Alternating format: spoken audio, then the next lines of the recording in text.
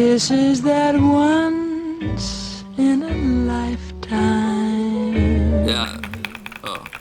Once in a lifetime, a golden opportunity.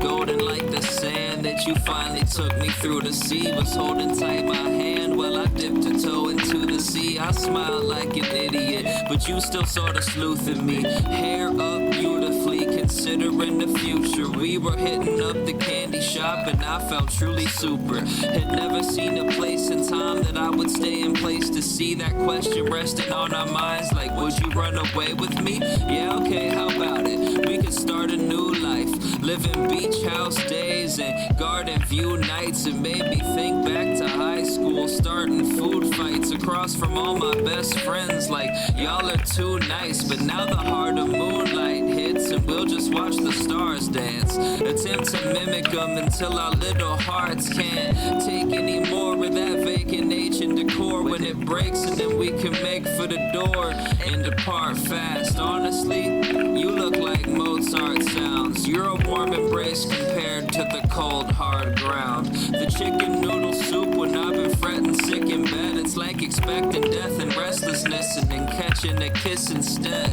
You're a myth that's said to hide via love, an angel that was once thought to reside in skies above. You're the sand between my toes when the high tide comes. Matter of fact, you're the air that's inside my lungs. You had sand in your hair and your fingernails, trying to find a good spot in the shade.